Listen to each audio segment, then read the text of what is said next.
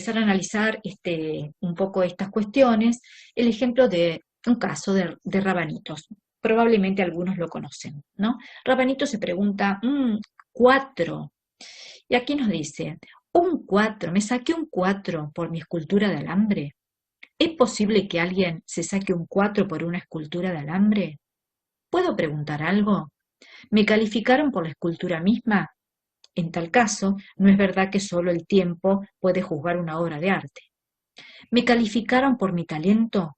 En tal caso, ¿es verdad que se nos juzga por una parte de nuestra vida que no podemos controlar? ¿Me calificaron por mi esfuerzo? Esto es injusto, porque lo hice lo mejor que pude. Quizá tuvieron en cuenta lo que aprendí en esta unidad de trabajo, pero en ese caso, también la maestra debió juzgarse a sí misma por su capacidad para enseñarme. ¿No querrá compartir mi 4? Quizá se tuvo en cuenta la calidad del alambre con el que hice mi creación. ¿No sería injusto? Me están calificando por la calidad del alambre de perchas que le dieron a mis padres en la tintorería. ¿Y eso no sería culpa de mis padres? ¿Acaso no deberían compartir mi 4? Y termina diciendo, el hilo se corta por lo más delgado. Bien, los invito a pensar por un momento, ¿qué le pasa a Rabanitos? ¿Con qué aspectos de la evaluación vinculan a esta historieta y qué significa que el hilo se corta por lo más delgado? En este momento yo lo que les propongo es que ustedes hagan una pausa en esta grabación, se tomen unos instantes, piensen en estas preguntas, las escriban, ¿sí? Porque seguramente las vamos a compartir cuando hagamos el intercambio. Yo voy a seguir, pero ustedes si quieren pueden hacer ese impasse para luego retomar las ideas. Y aquí me pareció también interesante recuperar, para contribuir a este caso de Rabanitos, con las situaciones que nos plantearon Rosana y Paula, ¿no? En el Padlet. Por otro lado, ¿no? Que acá dice, otra vez me puso mal la maestra. Y hay un diálogo, ¿no? Que dice, y el que no haya entendido, que levante la mano. Bueno, y resulta que desde marzo hasta ahora no había entendido nada. Estas cuestiones nos permiten preguntarnos qué ha pasado en este proceso, qué ha pasado en todo este tiempo, ¿no? Que la maestra no tuvo pistas o que a lo mejor los alumnos no saben, ¿no? ¿Qué significa ese mal? ¿Qué significa esa valoración que habitualmente hacemos? Y aquí es donde me parece que podemos comenzar a compartir algunas cuestiones que tienen que ver con los criterios. Evidentemente, lo que le ha pasado a Rabanito es que no conocía cuáles eran los criterios con los que tenía que hacer esa escultura de alambre, eh, y tampoco conoció, porque quizás no se lo comunicaron, los criterios con los que le pusieron ese 4. Aquí podríamos decir varias cosas. Por un lado, puede ser que la docente no le haya comunicado los criterios, y eso puede ocurrir, pero también puede ser que la docente lo ha comunicado y que Rabanito no lo escuchó, no lo tuvo en cuenta. En cualquiera de las dos situaciones requiere de un esfuerzo del docente. Por un lado, para comunicar los criterios, porque esos criterios evidentemente tenían que ver justamente con las pautas para poder elaborar, para poder construir, para poder tener un desempeño, y se supone que ese desempeño tenía que ver con los aprendizajes logrados a lo largo de ese camino que recorrieron. Y por otro lado, si los dio y no los escuchó, también deberíamos hacer un esfuerzo por corroborar, verificar, poner en juego en otras instancias de trabajo si esos criterios están o no están conocidos antes de llegar a una evaluación de ese tipo. Es decir, que muchas veces reconocemos que el principal desafío a la hora de pensar la evaluación consiste en construir criterios que nos permitan obtener información válida y confiable. Y muchas veces los docentes consideramos incluso pertinente evaluar teniendo en cuenta el progreso de un alumno, y por eso a veces nos pasa que dos exámenes obtienen distintas calificaciones, porque estamos reconociendo el esfuerzo o los esfuerzos diferentes que hicieron. Entonces, en ese caso se construye un criterio en base al esfuerzo o al logro del estudiante. También puede ser que ponderemos el resultado de un examen, ¿sí? Bueno, por ese reconocimiento personal, en la diferencia que ha tenido un estudiante con respecto a otro. Y en otros casos puede ser que el trabajo puede tener una nota máxima, ¿sí? Y desde la construcción comparativa evaluamos al resto del grupo, es decir, tenemos en cuenta esa construcción máxima y a partir de esa comparación evaluamos al resto del grupo. Esa construcción de criterios, ¿no? Y el análisis de progreso de los estudiantes o la construcción incluso de una calificación desde el rendimiento máximo de un grupo constituyen maneras habituales de calificar. El problema reside fundamentalmente en que muchas veces utilizamos una u otra forma eh, para justificar la nota que hemos construido previamente al examen. Es decir, ¿qué quiero decir con esto? Que muchas veces nosotros lo que buscamos es una confirmación, ¿no? Algo confirmatorio que tenga que dar respuesta a las suposiciones o a las hipótesis que habitualmente tenemos. No negamos no se niega la posibilidad de que los criterios puedan ser diferentes o que podamos tener algunos criterios distintos. Lo bueno sería que esos criterios diferentes los vayamos pudiendo analizar y definiendo previamente, ¿no? Una buena evaluación requiere tanto de la formulación como de la explicitación de antemano de los criterios para nosotros y para los estudiantes.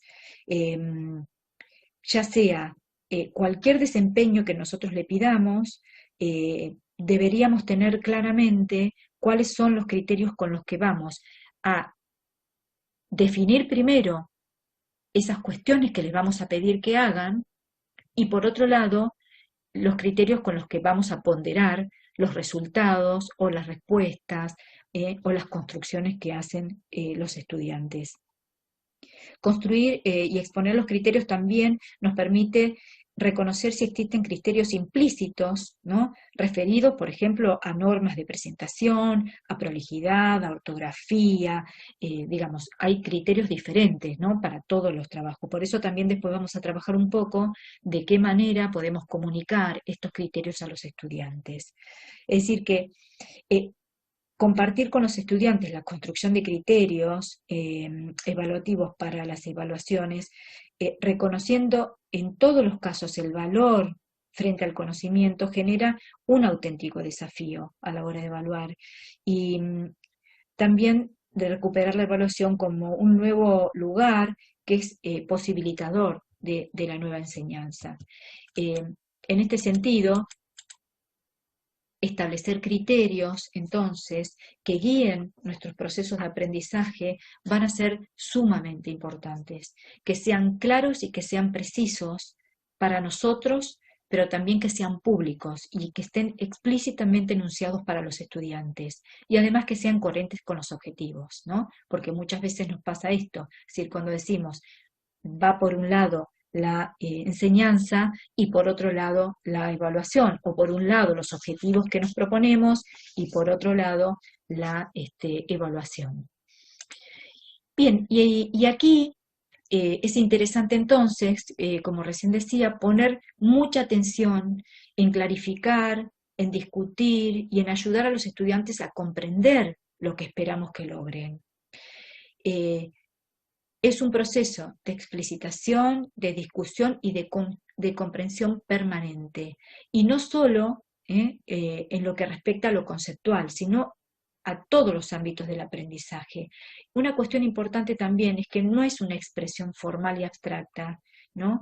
Muchas veces nos pasa que, y sobre todo en las cátedras universitarias, que bueno, ponen a disposición los objetivos de la asignatura, y bueno, muchas veces es una expresión que está realizada y que está construida desde el punto de vista de la educación y y en la jerga de la educación. Y los estudiantes no necesariamente están comprendiendo qué queremos decir con todas esas palabras que en nuestra jerga significan un montón de cosas.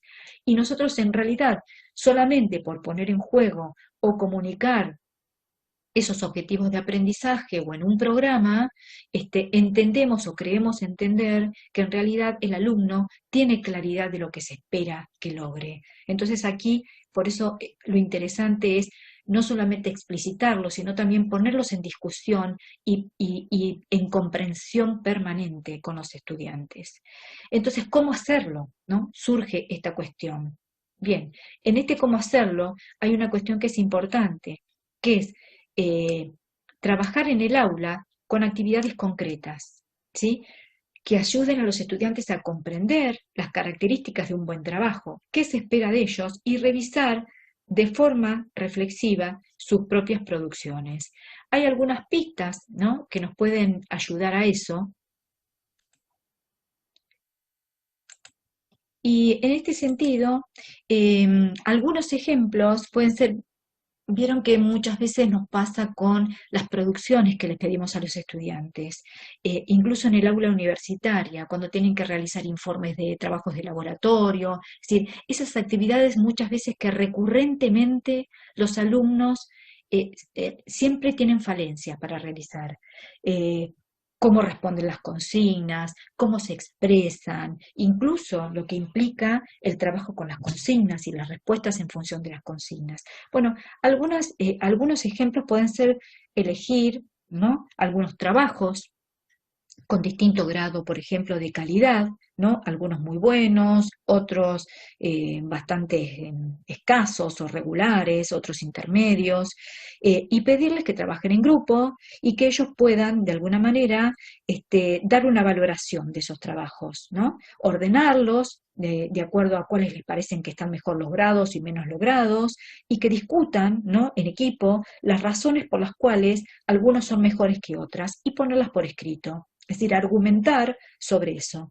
Esto es una manera, de alguna forma, en la que los estudiantes, por ese contraste, pueden ir aprendiendo con una actividad concreta, no solamente porque nosotros le digamos qué cuestiones tienen que tener en cuenta. Quizá los criterios se los comunicamos, pero lo interesante es ponerlos en acción con estas cuestiones, con actividades concretas que les permitan ir comprendiendo, discutiendo sobre esto, reflexionando sobre las características de un buen trabajo, porque en definitiva es lo que nosotros esperamos de ellos.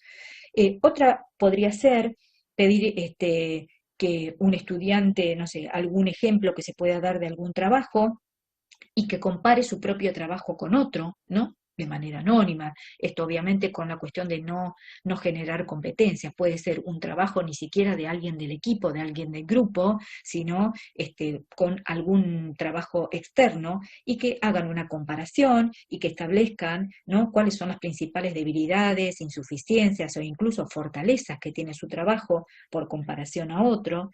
Y otras cuestiones también pueden ser que elaboren preguntas. Esto mucho se suele hacer, ¿no?, que realicen preguntas o identifiquen o redacten consignas o problemas, ¿no?, para un examen, previo a un examen. Esto nos da pauta, también nos permite a nosotros elaborar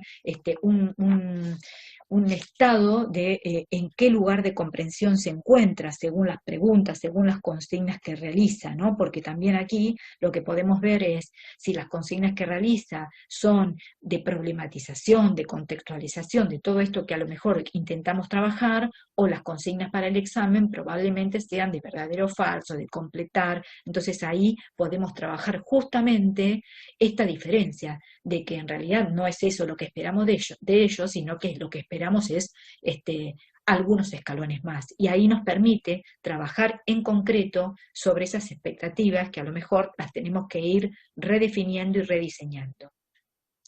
Y otras cuestiones importantes como consideraciones que se plantean es justamente en esto de socializar los criterios. Obviamente sí se tiene en cuenta que en el marco de los enfoques constructivistas del aprendizaje, nosotros en general queremos trabajar con las ideas previas que tienen los estudiantes, obviamente, que entonces en este sentido una consideración es que obviamente no vamos a dar por sentado anticipadamente qué es lo que queremos que alcancen, porque en realidad estaríamos impidiendo trabajar con estas consideraciones, ¿sí? Lo interesante en este caso es ir trabajando con ellos en la medida en que vamos avanzando, es decir, que no significaría esto de tener criterios claros y poder discutirlos y esperar o comunicarles qué esperamos, poner, digamos, ese concepto, esos aprendizajes a los que queremos llegar cuando queremos llegar a ellos de una manera constructiva. Entonces, aquí la idea sería ir como sumando escalones, ¿no? Es decir, progresivamente ir apuntando qué cosas vamos logrando, y qué cosas vamos a ir esperando y vamos consolidando. Y otra cuestión importante tiene que ver con el lenguaje, ¿sí? Porque muchas veces nosotros intentamos, obviamente, desde nuestras disciplinas, trabajar, utilizar lenguajes formales y lenguajes abstractos, e incluso desde nuestra experticia docente.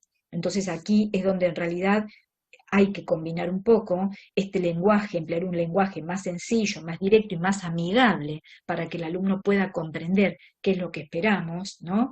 Y no en términos a lo mejor de el lenguaje formal y abstracto que en realidad no terminan de comprenderlo.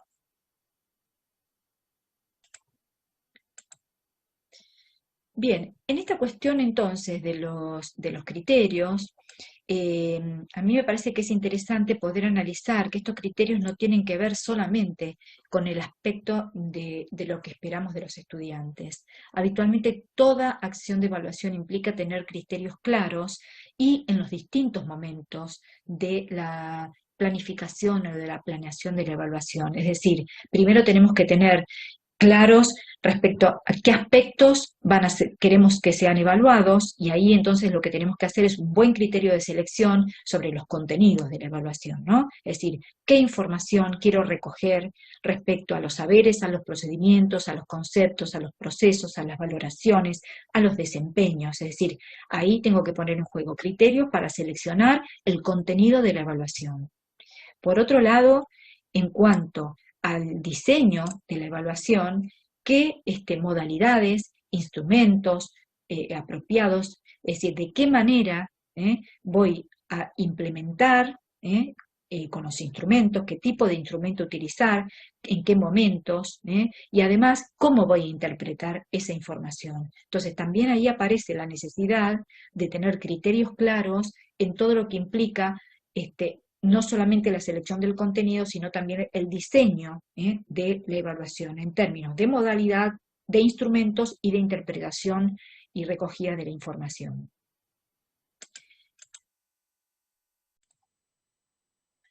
Bien, por supuesto que siguiendo con las diferentes etapas para el planeamiento de la evaluación, también tenemos la etapa de relevamiento de la información o de la puesta en marcha, posteriormente el análisis de datos y juicios de valor, donde aquí también entonces tenemos que seleccionar los criterios adecuados para ver de qué manera voy a construir esos juicios de valor a partir de la información recogida y digamos, qué fin va a tener esa información, tanto para el desempeño de los alumnos como para la calificación. Así que aquí también aparece otra cuestión importante donde también tenemos que seleccionar criterios.